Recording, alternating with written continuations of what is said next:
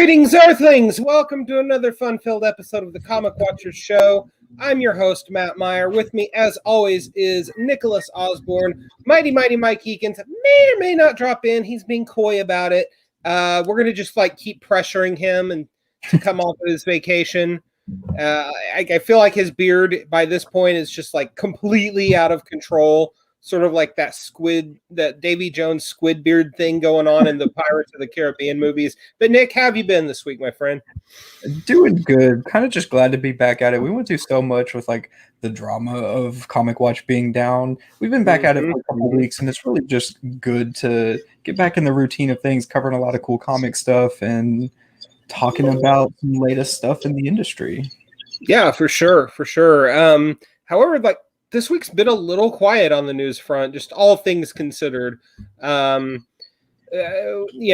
had a few announcements from Marvel Studios regarding the title of Black Panther 2, Black Panther Wakanda Forever. Captain Marvel sequel is called The Marvels, and we got a whole slew of release dates to go along with that.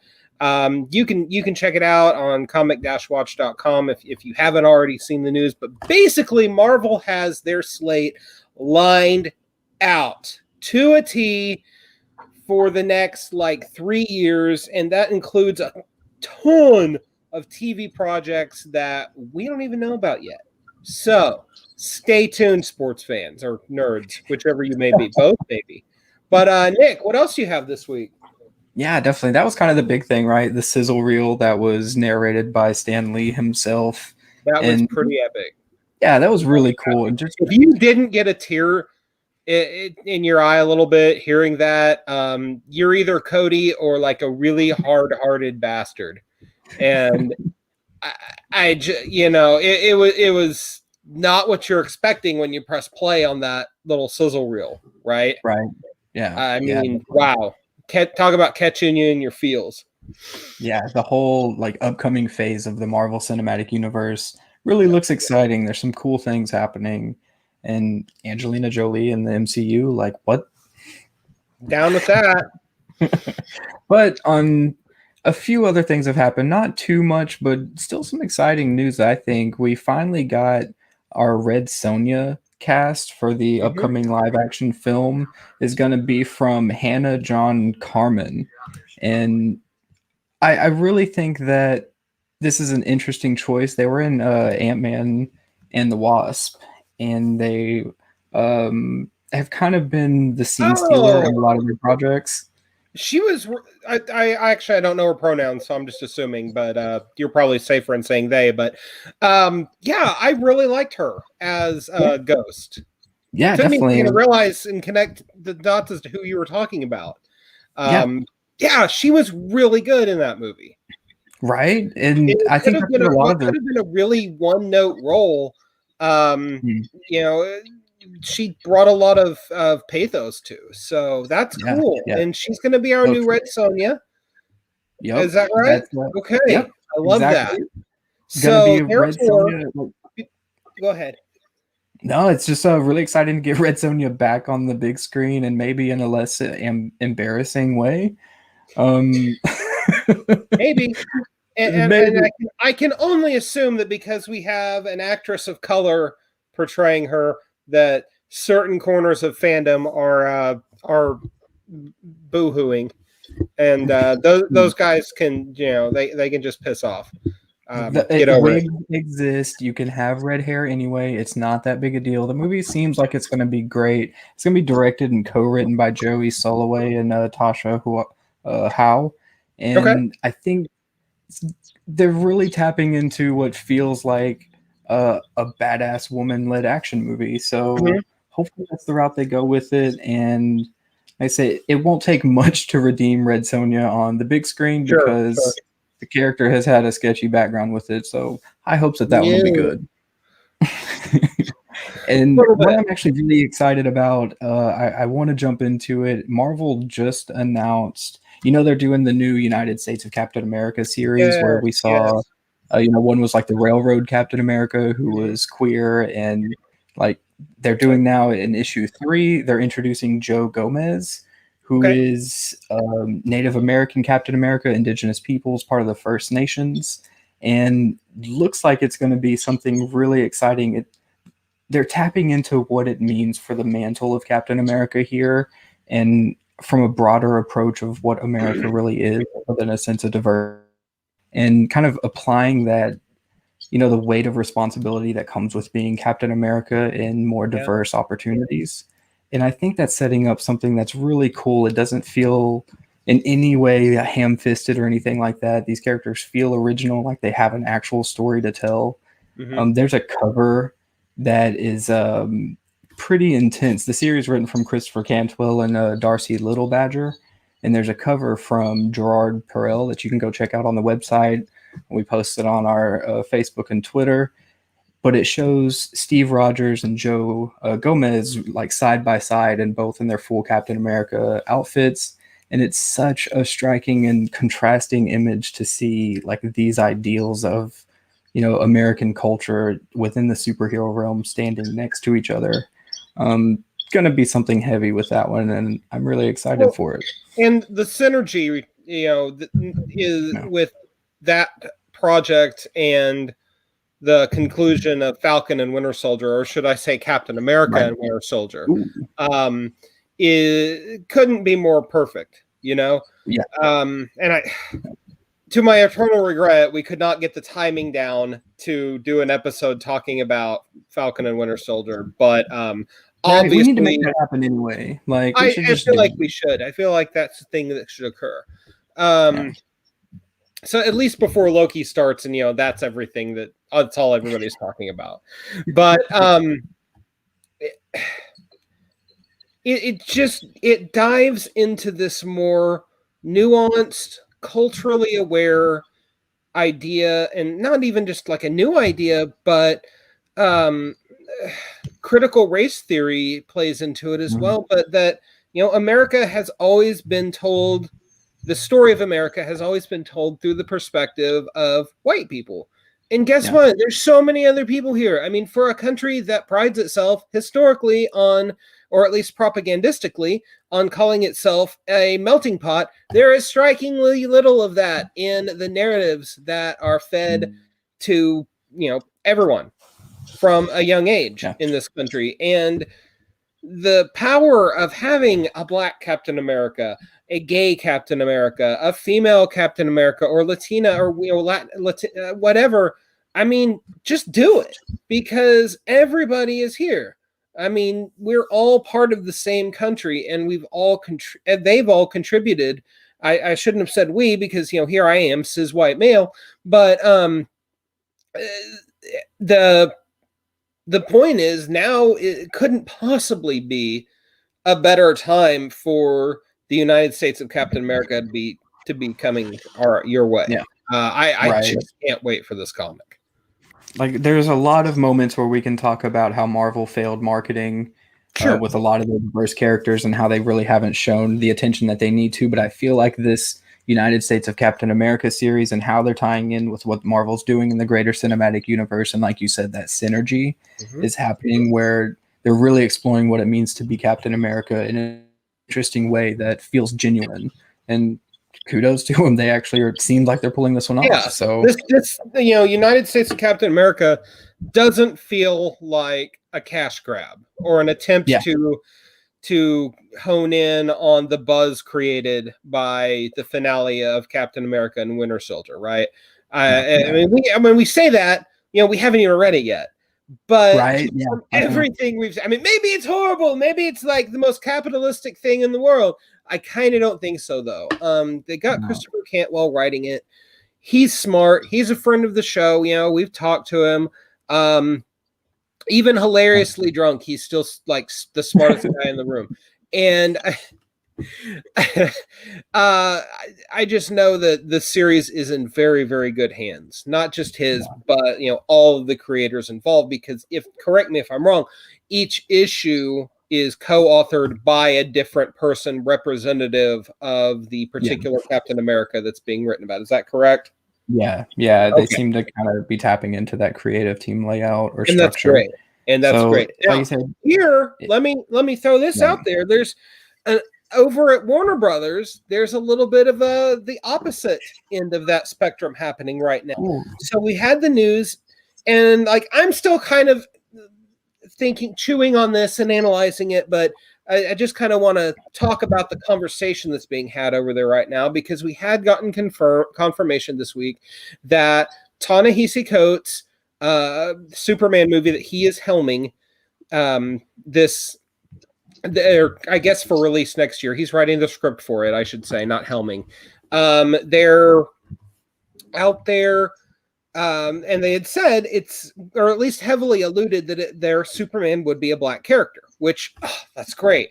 Val Zod, let's do this. Or President Superman, whomever. You've got a couple different choices, to choose from. And then they came around and said, no, he's going to be Clark Kent, but he's just going to be black. Well, Nick, let's just get this out there. You and I are definitely not the people that should be having the deep and meaningful backlash against this, because we don't want to be disingenuous and we don't want to misrepresent ourselves. But there's something to be said for coming across at least like they're trying to have their cake and eat it too. It's like, well, we're going to have a black Superman, but we still want to make sure that we have the name recognition of Clark Kent, instead of just committing to the President Superman character that they already have, Some people are definitely flipping shit about that. And there's a huge discussion. Hey, you know what? There's a lot of nuance to that conversation, and I'm here to listen. Like, I have a lot to learn about where the various viewpoints in this discussion are coming from as well, because there's also talk out there that Warner's is specifically looking for a black director, which is poaching from the same group of directors that Marvel's trying to hire from for their upcoming Blade reboot. So there is a ton to this unfolding story, and a lot of drama, a lot of sensitivities and racial triggers, and again, coming back to some critical race theory type stuff. Like, are we pandering? Is it the right thing? Is it half of the right thing? Is it the right thing executed the wrong way? I don't have the answers. And, it would be disingenuous of me to say that I did. And I shouldn't even try to, because, who am I to black-splain to people? But there is a lot to that. But maybe we can do a future episode on that. Has definitely opened up a can of worms with this, and I'll be very interested to see when we're back on air next week with our returning friend Steve Orlando, where we are in that story, and is there anything new? But Nick, I apologize. I spoke over you a little bit there. No, that's just a huge discussion, and we could do a whole episode on it. Maybe we will. Absolutely. But that, and kind of speaking on misses, it probably shouldn't be two white people having that discussion, though. Right? Yeah. We'll figure that one out. Let's figure that one out. But one thing I do want to touch on, I know we're coming on 15 minutes and just the news here. Another kind of swing and a miss that I feel like has been overall good so far with the Hellfire Gala. There's an announcement that a bunch of actual real world celebrities are going to be joining the gala. I'm going to toss it up here. Sorry, you may not be able to read it in its entirety, but I can help out with that. So at the bottom, it says rumored at the hashtag X-Men Hellfire Gala attendees. So we have people like Conan O'Brien, Alex Morgan, Megan Rapinoe, Ira Glass, Pete Alonso, but the one that has everybody talking is, of course, Eminem. Apparently, Eminem could be showing up at the Hellfire Gala, and that's a loaded statement because of the obvious controversy that surrounds Eminem using homophobic slurs in the past. In misogynistic terms. And with a lot of what the Hellfire Gala has tapped into, it feels a bit tone deaf from Marvel, and I know X-Twitter really wasn't having it. A lot of people kind of upset about this announcement. Feels like a symbol for the Hellfire Gala. They've been dominating a lot of the news, like comics fandom talk on social media with all of these kind of leaking of fashion designs and like one thing after another of these reveals. Colossus went trending for that thirst trap reveal. And so this is the first time that I've seen something with the Hellfire Gala that really wasn't all that positive. And it might be something that feels like a stumble even after the event is done, that kind of helped to, I don't want to say hurt the hype going into the event, but there's definitely adding more to the discussion and what they're trying to accomplish with this. Well, and let's rewind and unpack that a little bit, because the Hellfire Gala itself, it doesn't need these crass celebrity pop-ins, you know? And I mean, it's not like celebrities showing up in comics is anything new. But it's always been done in kind of a cheeky way. Well, not always, but for the most part, has been done in a sort of tongue-in-cheek, look, it's Jim Belushi hanging out with Spider-Man kind of way. I mean, Eminem has like been in a series with the Punisher. Yeah, he was in I think it was like a one-shot or something that was a specially produced comic or whatever, like kind of back around 0203. Which, you know, oddly enough, is kind of a good segue into our main topic. If we can go ahead and that, right? Like it's right there. So let me just put a bow on this before we do, because you're right. That was a perfect segue, and I don't want to waste it. Right. Marvel, you guys need to have the confidence in the story that you're telling to not have to rely on this sort of a gimmick. Mm-hmm. Plain and simple. Is it cool that Conan O'Brien is going to show up? Sure, whatever. It's just not. It's a distraction. Yeah. Like, let's all be down with the Colossus thirst trap and all of the various cool fashions that we've seen, and probably a bunch that we haven't seen yet. Like, for real. I don't think I've ever, in my entire 30 years of reading X-Men comics, seen X fandom like talking about fashion. Not costumes necessarily, but fashion. Yeah. It's something new and exciting, and it's opening up the next era of the Krakoa saga. And you know, it's going to be fine without this. And no, Eminem has zero business being there. So, all right. With that, yes. Before I ramble too much longer and waste Nick's perfect segue, so we're kind of looking this week at branding and tie-ins in comics, and we had two specific examples that we were kind of wanting to talk about. The first being Heroes Reborn #1, which came out from Marvel this week, one of 4 or 5 miniseries, whatever. It's just shipping this month. From Marvel, it's by Jason Aaron and his frequent collaborator, Ed McGuinness. Then this series is something relatively new, but it's also deliberately trading on not just a previously known name, but on the notoriety of that name. Now, flip side, over at DC, you currently have running the Batman Fortnite 0 Point miniseries. It's written by Christos Gage and with art by Riley Brown.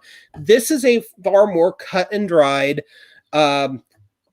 cash grab, tie-in, whatever you want to call it. I don't want to be horribly dismissive of it.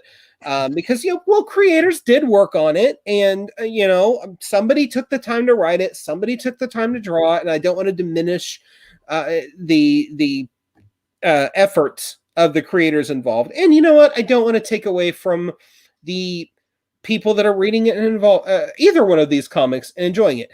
So, we're going to kind of look at these things and take them apart a little bit and kind of just how these things play out. There's probably so much more branding and tie-in conversation we could have. I mean, we could do it. I'm sure we could easily do an entire episode on Star Wars comics, the granddaddy of all tie-in comics. But let's just start, Nick, with Heroes Reborn #1, if you will. Came out from Marvel, powerhouse creative team. They've been working on Avengers. Jason Aaron is Marvel's golden boy as far as writers go right now. And it's a story that more or less, at least from the first issue, appears to stand on its own. So it tells the story of a world where the Avengers never formed, and we don't know how it happened. The whole thing is in media res from the start. Blade is the only person that remembers the way the world used to be. So Captain America still in ice. Iron Man still a douchebag who deals weapons. Well,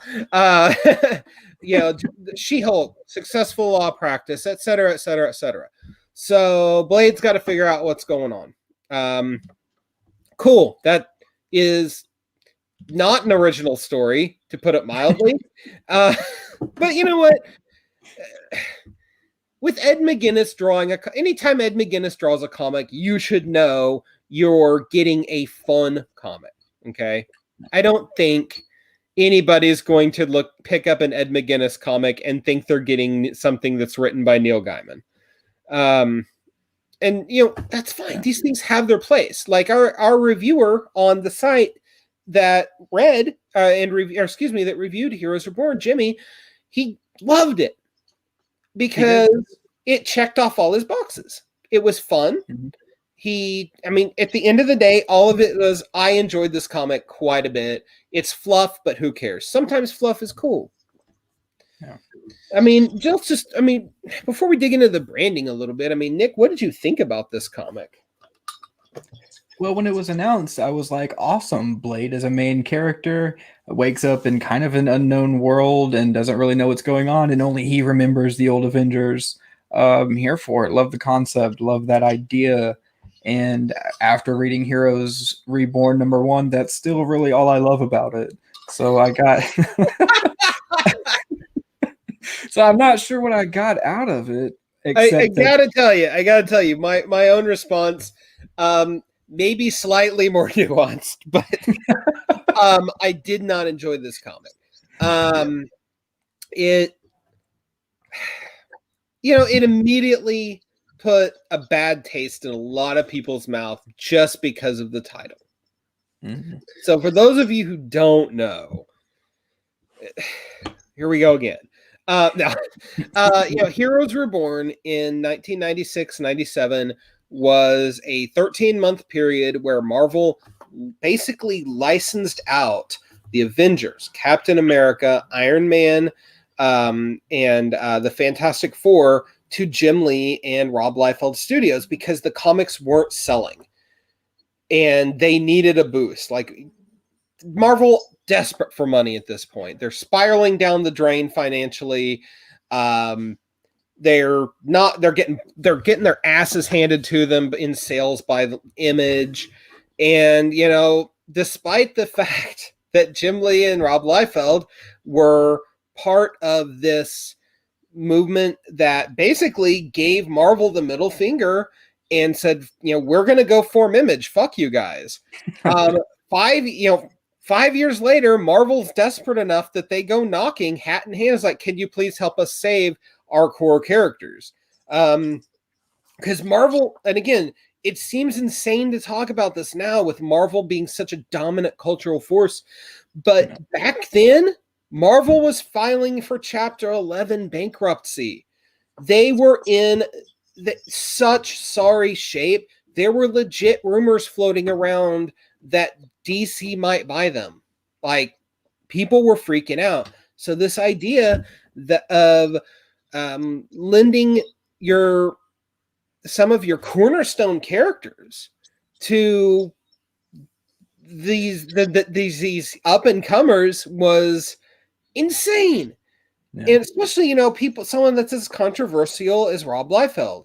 Say what you will about Jim Lee. No, maybe you don't like his art. I don't know why you wouldn't, but whatever. Nobody's ever said a bad word about Jim Lee as a person.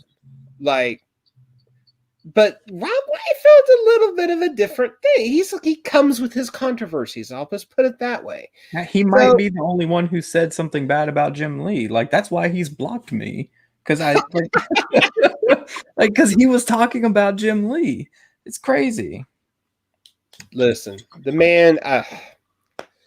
I think he drops Twitter bombs to get attention. To be very honest. But long story short, the end product of the Heroes Reborn 96, 97 was comics that were absolutely in that early era 90s image mold, in that they were all style, no substance. Longtime fans were revulsed. It was, the Rob Liefeld got kicked off the project after 6 months, which tells that's a whole nother podcast. But anyway, the long story short, Heroes Reborn is a trigger phrase, sort of like the Clone Saga for certain people. So by taking this new comic and deliberately tying it to the brand recognition, the name recognition of this old misfire, is a deliberate and crass attempt on Marvel to cash in on their own notoriety. Ooh. I mean, I can't think of it any other way. I mean, Nick, do you have any thoughts on that? It's strange because we know the critical and fan reception of Heroes Reborn in 97 or so was not good. It was not good. So what is Marvel accomplishing? Are they trying to pursue this redemption for the Heroes Reborn brand and what that idea means? Right. And let me pull at that thread a little bit. If so, who was asking for it? Who are they redeeming it for? Right. Like what cranky fan from the 90s is like, one of these days Heroes Reborn will show them. And no, I don't buy that at all. So, what are we doing here? This is like the whole idea of what Marvel's doing with branding in this book. Surely they're supposed to evoke some memory of the 97 series. Yes. Like that's fundamental. We know that's there. There's not a lot of connection in the actual storyline right now. Right. It feels like it's kind of its own thing. It's accessible. It's approachable. The only real branding that's happening here is the fact that it's the same name of this series, that if you Google it, fans are going to be like, wait, this was already done in the 90s. So like, is this a sequel? Is this a tie-in? Is this, right. That you're right. I mean, for somebody that maybe wasn't around reading comics in the 90s or wasn't cognizant of it, that could cause some confusion.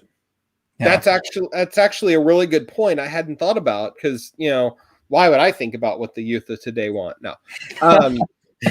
Not really. We're going to talk about Fortnite in a minute, and I know that's what the kids are into. But although apparently not as much as they were. Apex Legends is the thing now. But anyway, so are they trying to rehab it? I don't think so. I mean, maybe, there's a case to be made. But if you look at the last few years at Marvel, they've actually retread several old stories into something new. Like there was the recent Atlantis Attacks miniseries that unfortunately came out during COVID and just everybody forgot it existed. There was Secret Wars, most obviously, 2016 event series, and it was great. Absolutely. Better than it had to be, that's for sure. Oh yeah. I absolutely adore that series. God, there was something else, and I'm drawing a complete blank, but it'll come to me. But Clone Saga. Saga is replaying in Miles Morales right now, and as recently as about 4 years ago, the Spider-Man books, while Dan Slott was still on them, deliberately revisited the Clone Saga with the Clone Conspiracy story. So Marvel is Secret Empire. That was the other one I was trying to spit out. Nick Spencer? Yeah.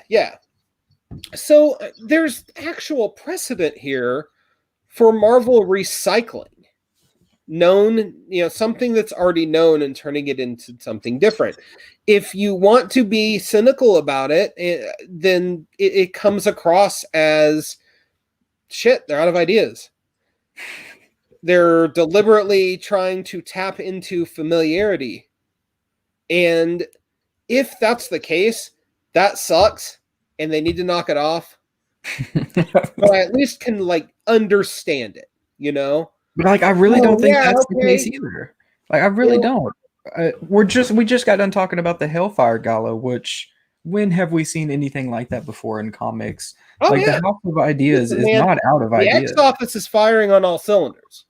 Yeah, and I don't believe that Jason Aaron and Ed McGuinness are just like these people who are not really full of ideas for these characters in this Avengers lineup. And to be fair, throughout Heroes of Reborn #1, there's a lot of fun things happening. It's a fun comic. It's the type of thing that Ed McGuinness is born to draw, super people that look like action figures just wailing on each other. And there's some fun designs like Dr. Juggernaut and the Black Skull. And, he gets to play around with Squadron Supreme and Drunk Thor, which is always fun. Jason Aaron really likes Drunk Thor in his Avengers run. I don't know what's up with that. He really, really does, more than he ever did his Thor run. But you also have Hyperion, who is this character that I don't know if I'm supposed to care about these or not. There's a lot of new characters introduced. Nighthawk. But Hyperion is the one who there's a scene with was it Dr. Juggernaut? Yes. It was this weird hybrid between Juggernaut and Dr. Doom, and grabs Hyperion around the neck and is choking him, and Hyperion flexes his neck muscles, and that's what breaks the grip.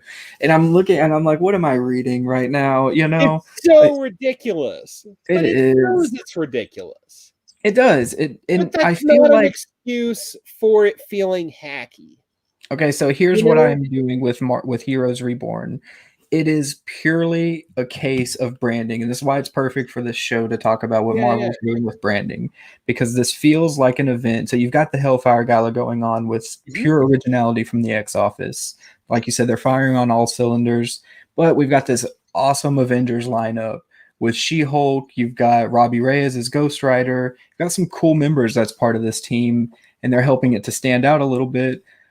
But you need them to stand out alongside what's happening at the Hellfire Gala and some of the other corners of the Marvel universe right now. Yeah. So it feels to me like a Marvel mandated event tapping into the Heroes Reborn's fandom, I guess, hysteria and disappointment and all around anxiety around what may happen with a series like this.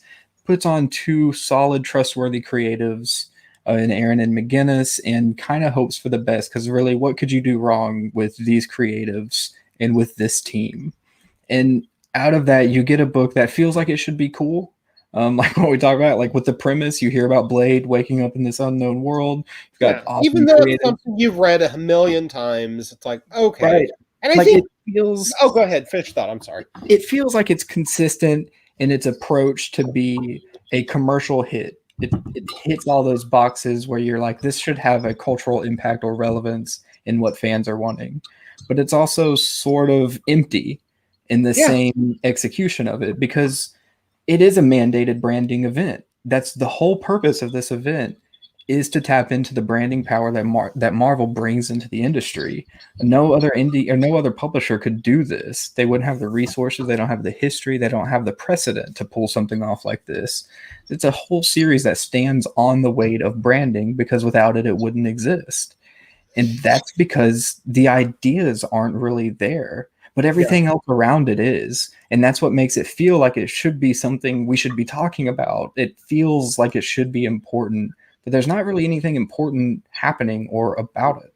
The fact that, and I'm glad you mentioned the importance aspect, because it utterly, as far as we know, as of issue 1, this story completely stands on its own. So when it was first announced and it was, Aaron and McGuinness, my first thought was, oh, okay, it's going to spill out of events of, whatever's going on in Avengers, which most recently was Enter the Phoenix. So, 2 + 2 = 4, right?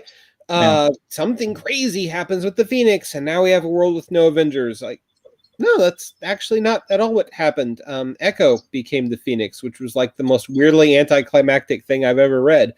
And so this, as far as we know, still stands on its own, which it's both a strength and a weakness, because look, 10-year-old Matt would have loved this comic.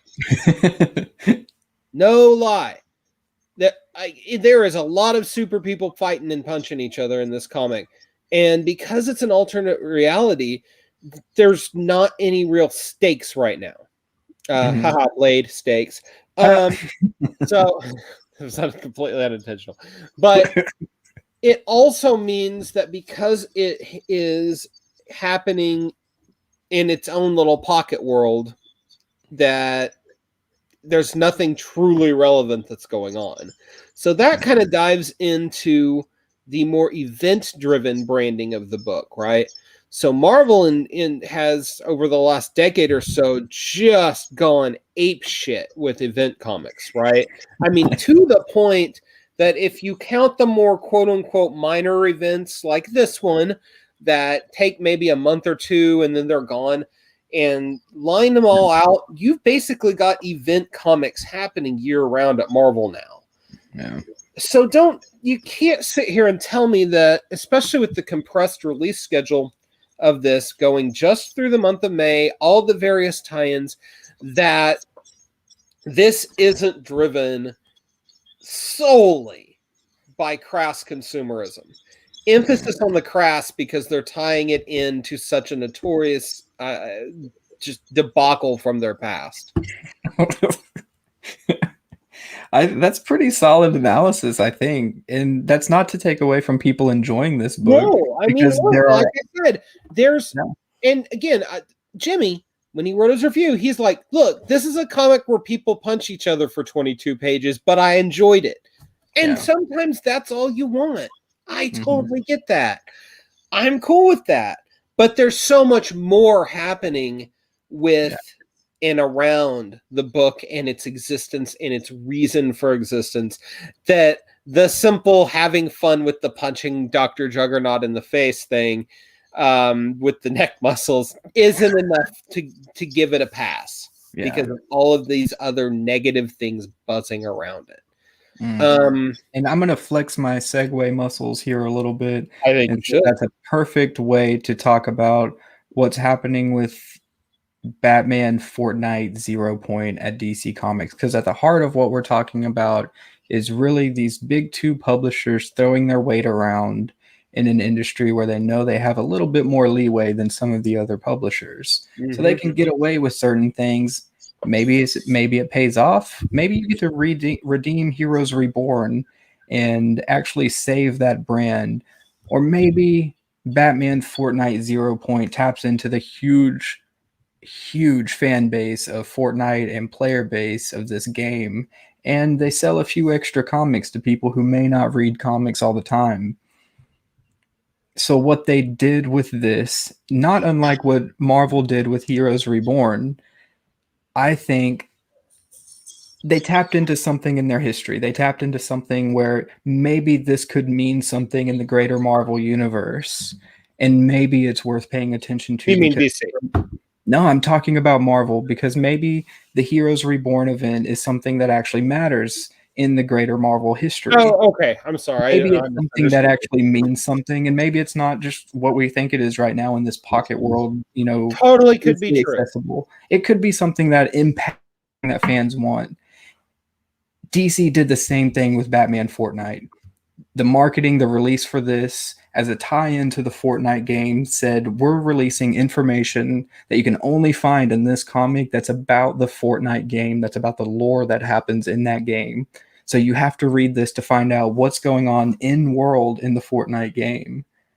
But they didn't do it with their key character, Batman. In no way is this going to impact, what we're seeing in the Bat-Cat run or what we're seeing in James Tynion's Batman. It impacts a world that fans care about, but DC took a different approach. They pivoted and they looked more towards the Fortnite player base. They said, we're going to impact that world and use our branding and our tie-in capabilities to bring some Batman readers and that popularity into it and sell comics that way. Right. Because here's the thing. Everybody knows who Batman is. You can throw him into any tie-in comic you want, right? Mm-hmm. And it'll work. Blade, not so much. Maybe they're trying to push Blade a little bit. Not on that level, I should say. I mean, right? Yeah, we know who Blade is, but I mean, Batman is, fucking Batman. So DC hangs their hat on Batman. We all know that. And Marvel is they're more prepared to push these characters who are about to make a bigger splash in their greater Marvel Cinematic Universe. We know Blade's coming, She-Hulk's coming. We know these players are gonna happen, and it feels more like they're priming, audiences and readers to get more connected to these characters.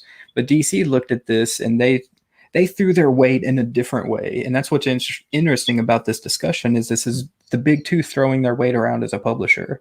But DC is doing it in a way that they've worked with Fortnite quite a few times. You can play, they had some of the characters come in. You can play with Harley Quinn as your skin, so you can actually play as Harley. They got Joker involved. They had a Thanos event that Marvel even tapped into it. So this is not without precedent.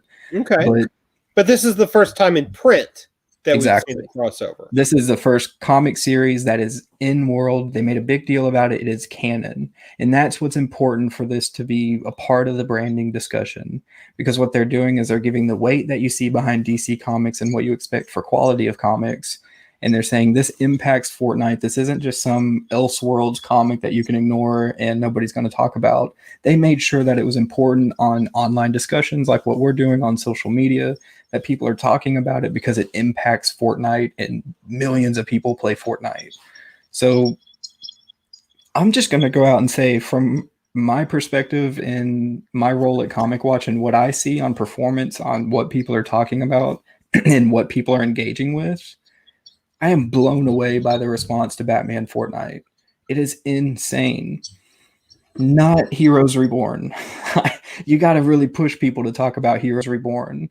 But Batman Fortnite is coming up in weird places. There's a lot of people who you really wouldn't expect to be into it who are into it. Mm-hmm. And DC has tapped into something that is probably selling a lot of comics for them. And it's probably something that we don't find all that relevant because we're not players in Fortnite. It's not impacting our world. We're not going to see impacts of this in Tynion's Batman run. It's Elseworlds to us. But to a much larger fan base, it's really not. And I think that it's an example of DC throwing their weight in a way that paid off, where Marvel's really didn't. Well, and there's a lot to be said about the execution too. Like I said, Heroes Reborn, it's fluff, whatever. It's action figures punching each other. And there's, it's a story that you read countless times. With the Batman Fortnite story, I first started reading it and I was like, wow, this is dumb. Okay, it's pretty much what I expected, whatever. And then I still won't say that it's good because it's definitely, it's definitely targeted at its audience. It's skewed towards younger readers, but also readers who are possibly less familiar or are new to comics. And because of that, that's actually its strength. It's not mired in any continuity concerns. Knowing who Batman is, knowing who Catwoman is enough. And that's cool. Because the story itself, like Fortnite doesn't have a story. It's just melee. And that's cool. That's what I want to tap into in that thread and that idea on what this book does, because that was what I thought. That's how it worked. It needed nothing of you. It asked nothing of you, of the reader, to know about Batman. You know what Batman is. He's in Gotham. Catwoman's like the on and off again fling, but they're kind of together. You don't need to know anything other than the basic premise of Batman. But in order for some of these character and narrative beats to work, you need to know a little bit about Fortnite, about how the rules of the game, about how you're dropped in, about how the storm happens and pushes everybody to certain center points and how it moves throughout the game and how it's timed and what happens when you win. It's the basic premise of what happens in each match. It's what the rules these players Right. play by, and those rules are what Batman falls into, and that's where the whole series works. It plays by Fortnite's rules. It doesn't play by DC Comics rules, and that's where the targeted approach is, right? Batman is stuck in this foreign melee world where all these people are constantly fighting, and he doesn't know what's going on. He doesn't know who he is. He can't speak. He can't talk because weird. Like, I don't know if that's a Fortnite thing or not, that characters can't speak.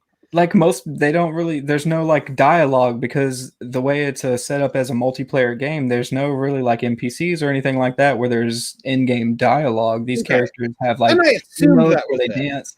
Yeah, so there's like little things like that where it's like, they recognize what Fortnite does and what are some of the things that are assumed and expected with Fortnite. Right. The 22-minute time limit. Mm-hmm. Things of that nature. So yeah, and then they kind of, the writer Christos Gage, he wraps the whole thing up in kind of a memento for beginners, is how I would put it. Plot device where Batman's constantly having to leave himself clues so that each time the world resets, he finds the clues and is able to build the narrative as to what's happening, figure everything out, because with each reset, because his memory is wiped each time. So and with that, I thought that was kind of the clever point that made me like, okay, this book works, because it reads like somebody who has never played Fortnite, who is just sitting down and picks up the controller and doesn't have somebody to explain Fortnite to them. So they just hit start on a match and they're not really sure what's happening. Right. That's Batman at that moment. No idea what's going on. Like, shit is just coming for him. They're trying to kill each other. There's this huge purple wall that's getting closer, and nobody really knows what's happened. So the next time, okay, I'm a little better at this. I know to avoid like all those fucking people fighting and run away from the wall. And then you start kind of leaving yourself hints for all these matches, and it feels like somebody who's figuring out Fortnite for the first time. And it's set in this premise or through the lens of the world's greatest detective, so it feels important. It feels like there's a mystery afoot that has to be solved, and that's where it was fun. That's where it was clever, and it was able to work with the tools it had to make the best of the situation. It's not high art, but you can read it and not hate yourself. I mean, there's cleverness to the story. And again, I started off reading it. I was like, holy crap, this is not my cup of tea. And by the time I got to the end of issue 2, I was okay, I kind of dig what's going on now. Like, this isn't necessarily aimed at me, but I get it. Whereas, and I mean, to me, to kind of tie this back to the theme of the episode, is DC did a great job with that in terms of their branding, because it's so heavily reliant on the people that already are playing Fortnite wanting to now pick up a physical comic, go into a comic store. Maybe they pick up the next issue of Detective Comics while they're there, so on and so forth. So there's definitely a marketing thing at play here. You couldn't have a Batman Fortnite comic and there not be, but at the same time, it's executed in a way that you don't feel dirty for it at the end of the day, right? I think that's a pretty good point, really, because like you talked about when we first started with Heroes Reborn, is like when I mentioned they're redeeming it, it's like, who are they redeeming it for? Who's asking for this? Yeah. And, why are they doing this? With Batman Fortnite, there's an easy audience to point to and say, who are they doing this for and who's asking for this? Because there's a huge precedent for people playing Fortnite, and there's a big crossover with those who are interested in Batman as an intellectual property. Yeah. So there's I will say, shame on you, DC, for waiting this long to do this. Because Fortnite's been around for a minute now. So yeah, and like I can get to where like I feel like an old man screaming at the clouds here because I understand like just when I wait, was my big youthful into Padawan. I know, right?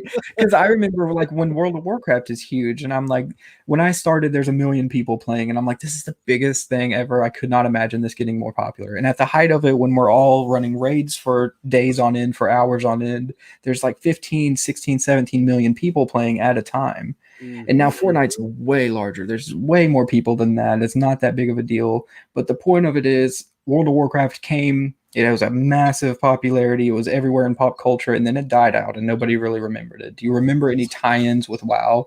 Because there are a few that Blizzard actually did, but nobody really remembers them.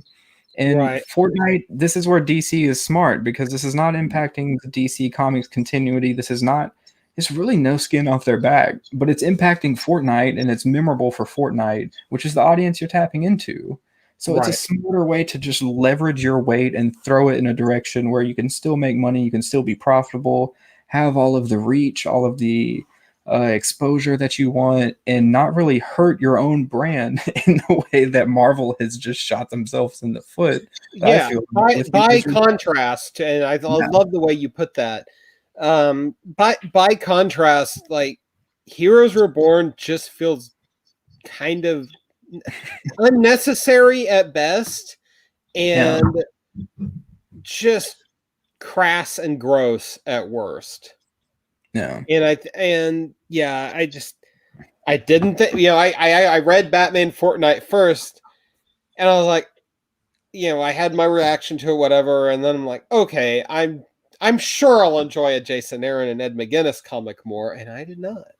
Right. So, and like that makes it more transparent for what Marvel was doing. yeah. You've got the history for Heroes Reborn, you've got our expectations with these creators. You'll be fine. You'll buy the book, you'll pick it up. Yeah, definitely.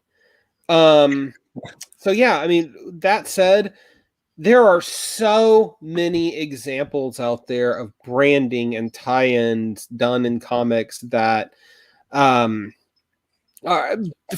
for better or for worse, good, bad, there's a few drop dead gorgeous ones out there that exist, and they're gonna be there because it's so easy to to have the unlimited budget, so to speak, to adapt whatever your IP is to the printed page. Of course, there's backroom deals, business contracts, whatever negotiations the suits have to do to make it happen. But once you get past that, I mean, in a very real sense, Batman Fortnite, there's an inherent logic to it. Yeah, it makes sense where Heroes Reborn. When you break it down, yeah, it's like, okay, I get why this is a thing. Whereas you can't rationalize Heroes Reborn that way. It just doesn't click like you want it to, outside of it being like, okay, this is a fun thing that exists. Yeah. But it feels so mandated because look, you're looking at these events, like you said, there's year-round events. I'll be quick with this because Hellfire Gala is happening. All the attention is over there. At the beginning of the year, you just launched at another wing of Marvel Publishing, the Star Wars High Republic, where there's a lot happening there with their Star Wars brand. You've also got War of the Bounty Hunters happening. A lot of stuff. That just kicked off this week. Charles Soule and McNiven. There's some cool stuff happening there. How do you get people, like, we need people talking about the Avengers too. We can't just let them fade into obscurity. Feels mandated no matter what approach you take, and it feels like that's where the emptiness is in this series and why it just doesn't make sense. Right. Because money doesn't always need to make sense for Marvel. Sometimes you just need to keep stuff on the shelf that people will probably pick up the first issue of, and all within a month. You may not have time to get to it. Maybe they sit on the reading pile for a few weeks, and you pick up all the issues stacking up on them, waiting to sit down and read them all. Like, we know what Marvel does. They've got some predatory tactics. My comic shop said, don't ever let Marvel find out you like something, because then it'll be crazy and you'll never be able to afford all the titles they'll put out. Flood the market. Yep, they flood the market. They saturate it. That's what they do until the next thing comes along. Exactly. And Like, this is, you've we got didn't, it. you know, we haven't even talked about the sheer number of tie-ins. Yeah. And like various one-shot character stuff that are coming out this month related to Heroes Reborn. It's just gross. It feels like an icky side of branding in the tie-ins that come with the big two publisher like Marvel. And then you've got DC over there who could very well be doing the same thing and get away with it and probably make a few extra bucks. But they're not. They've got this mini series that is not a lot of weight on them. It's not a lot of pressure on them. And it's doing really well. And it has a lot of attention and good reception. Yeah. And people are genuinely surprised at it. It's an example of how you can take that corporate weight that should feel soulless and not like these indie comics where that's nothing but soul and passion. And you can still make something fun and entertaining and worthwhile out of it. Absolutely. But these are like such contrasting stories and narratives that it makes a great example on what branding in comics and what tie-ins in comics really means for the industry. Absolutely. We've hit this era where the big two both have major corporate ownership. They are, in the worst sense of looking at it, they're IP farms. And that's unfortunately just not going to go away. There's too much money wrapped up in the IPs that these companies own. Now, for this sort of thing to not happen. Having said that, there's no reason why a better version, a more necessary version of Heroes Reborn didn't come out. These are talented people that put this comic together, and yet it reads so hollow. And that's just what happens in the worst case scenario when the branding and the marketing take control. And my final thought on that is going all the way back to the forces that drove Marvel to file Chapter 11 in the 90s, was that the marketing department was calling the creative shots. Yeah. Plain and simple. And that's not just some hearsay. There have been multiple creators over the decades that have said, yes, this is exactly what's happening. Editorial was no longer running this show. It was the marketing department. That's sad. And it's really sad that Marvel continues to not learn their lesson in that regard.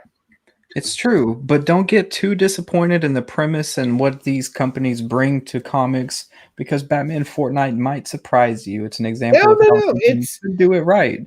And that's kind of what brings us here, is because it's not a worthless venture. There is something to be gained there. There's a cultural shift or impact that can happen from this story.